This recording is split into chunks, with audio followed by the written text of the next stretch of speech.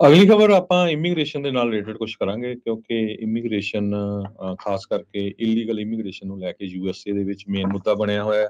ਨਾਲ ਦੀ ਨਾਲ ਆਪਾਂ ਜਿਹੜਾ ਇੱਕ ਹਿਊਮਨ ਟ੍ਰੈਫਿਕਿੰਗ ਦੇ ਲਈ ਇੱਕ ਜਹਾਜ਼ ਫਰਾਂਸ ਤੋਂ ਮੋੜਿਆ ਗਿਆ ਆ, ਉਹ ਵੀ ਡਿਸਕਸ ਕਰਾਂਗੇ। ਕਿਸ ਤਰ੍ਹਾਂ ਇਹ ਰੈਡੀ ਨਾਮ ਦਾ ਬੰਦਾ ਜਿਹੜਾ ਆ ਭਾਰਤ ਦੀ ਸਰਕਾਰ ਨਾਲ ਰਲਿਆ ਹੋਇਆ ਆ, ਉਹ ਪੂਰਾ ਆਪਾਂ ਤੁਹਾਡੇ ਨਾਲ ਡਿਸਕਸ ਕਰਦੇ ਹਾਂ।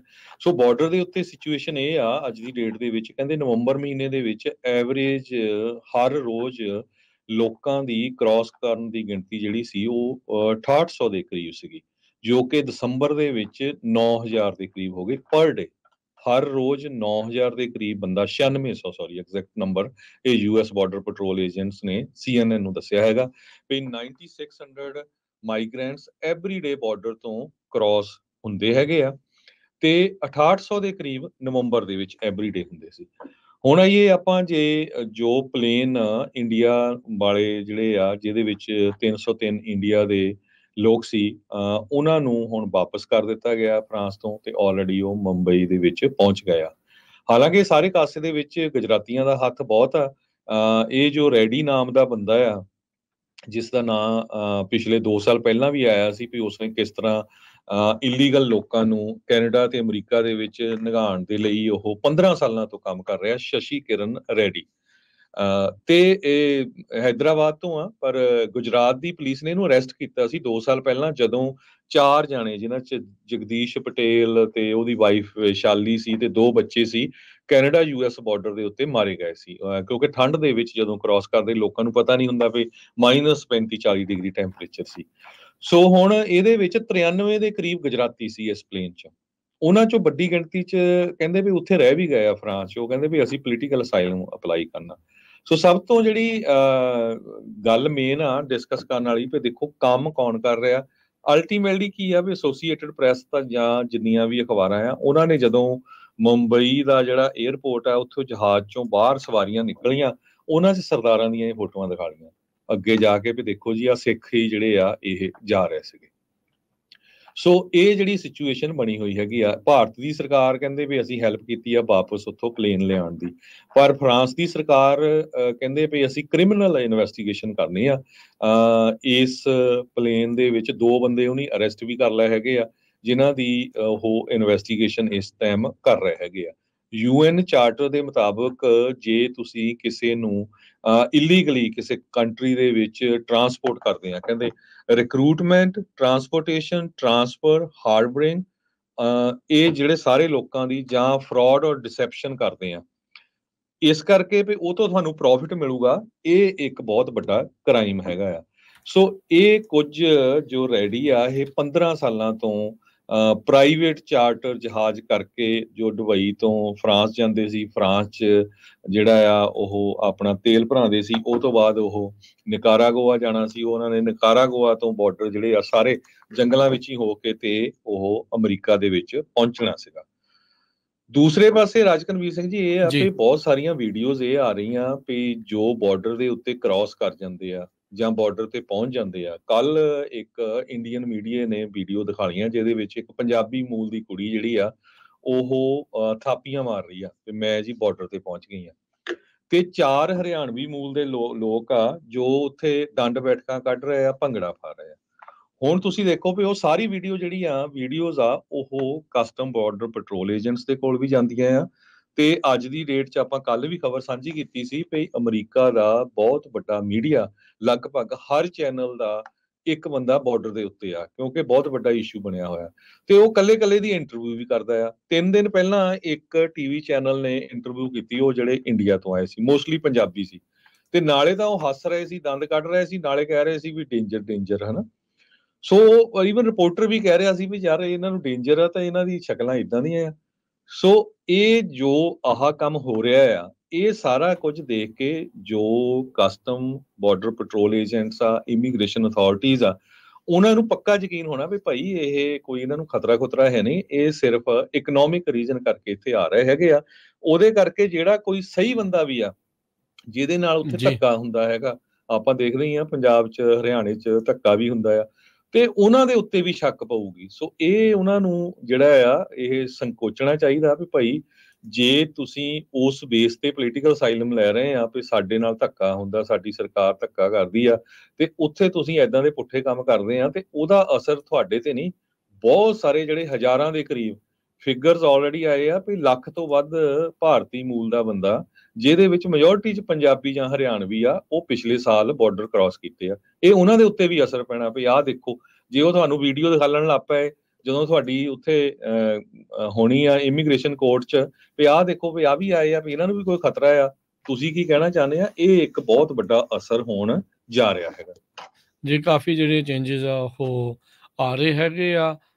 ਗੁਜਰਾਤ ਦੀ ਪੁਲਿਸ ਨੇ ਟੰਗੂਚਾ ਜਿਹੜਾ ਕੇਸ ਸੀਗਾ 2022 ਵਾਲਾ, ਉਸ ਦੇ ਵਿੱਚ ਜਿਹੜਾ ਸ਼ਸ਼ੀ ਕਿਰਨ ਰੈਡੀ ਉਸ ਨੂੰ ਚੱਕਿਆ ਸੀਗਾ, ਤੇ ਬਾਅਦ ਦੇ ਵਿੱਚ ਸਬੂਤ ਨਾ ਹੋਣ ਕਰਕੇ ਜਾਂ ਘੱਟ ਸਬੂਤਾਂ ਦੇ ਚੱਲਦਿਆਂ ਉਸ ਨੂੰ ਰਿਹਾ ਜਿਹੜਾ ਕਰ ਦਿੱਤਾ ਗਿਆ ਸੀ। ਉਹੀ ਗੁਜਰਾਤੀ ਜਿਹੜਾ ਪਰਿਵਾਰ ਆ, ਜਗਦੀਸ਼ ਪਟੇਲ ਤੇ ਉਸਦੀ ਘਰਵਾਲੀ ਤੇ ਦੋ ਜਿਹੜੇ ਬੱਚੇ ਆ, -35 ਡਿਗਰੀ ਸੈਲਸੀਅਸ ਦੇ ਵਿੱਚ ਜਦ ਕੈਨੇਡਾ ਤੋਂ ਅਮਰੀਕਾ ਨੂੰ ਬਾਰਡਰ ਪਾਰ ਕਰ ਰਹੇ ਸੀ, ਜਦੋਂ ਉਹਨਾਂ ਦੀ ਮੌਤ ਹੋਈ ਸੀ, ਉਸ ਮਾਮਲੇ ਵਿੱਚ ਜਿਹੜਾ ਇਸ ਨੂੰ ਚੱਕਿਆ ਗਿਆ ਸੀ। ਇਸ ਦੇ ਨਾਲ ਨਾਲ ਹੋਰ ਵੀ ਕਈ ਸੀਗੇ, ਫੈਨਲ ਪਟੇਲ ਕਰਕੇ, ਰਜਿੰਦਰਪਾਲ ਸਿੰਘ ਤੇ ਬਿੱਟਾ ਸਿੰਘ, ਇਹ ਵੀ ਜਿਹੜੇ ਉਹ ਨਾਮ ਜਿਹੜੇ ਉਹ ਸ਼ਾਮਲ ਸੀਗੇ।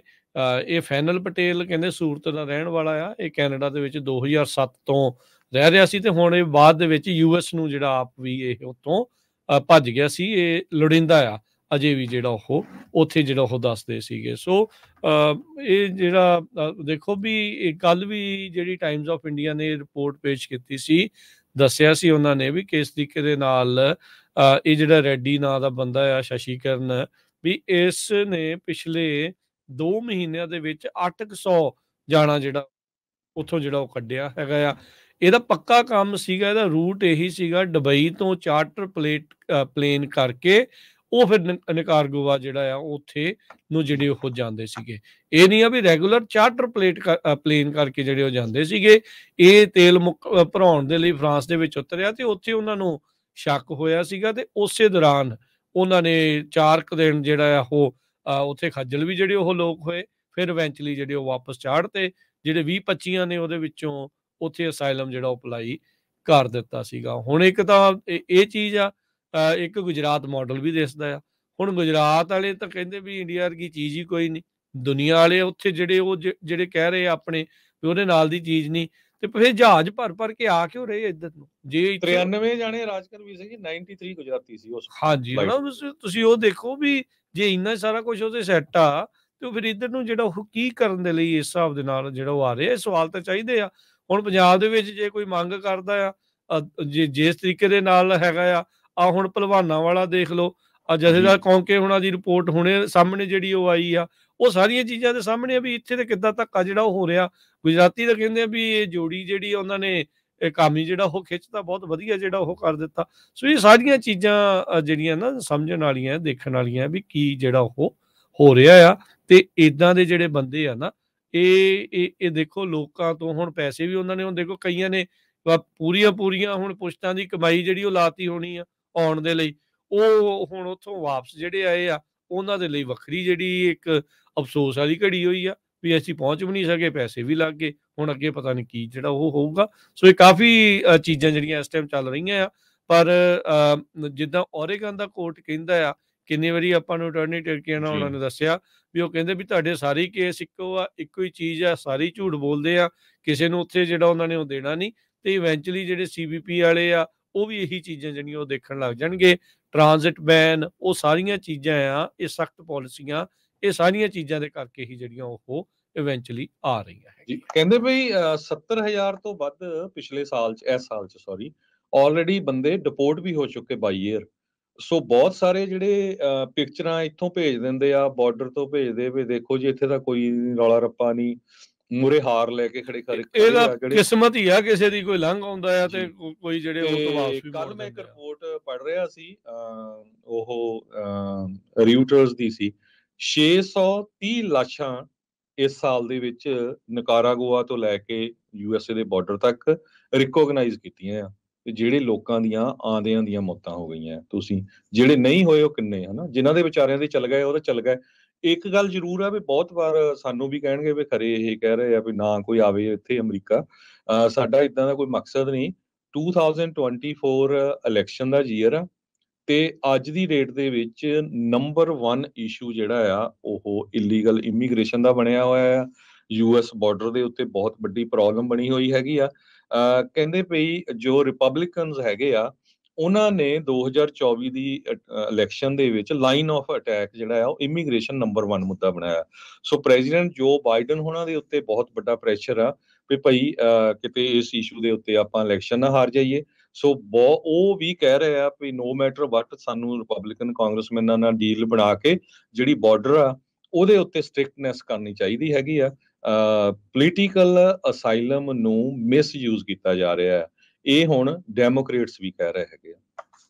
ਜੀ।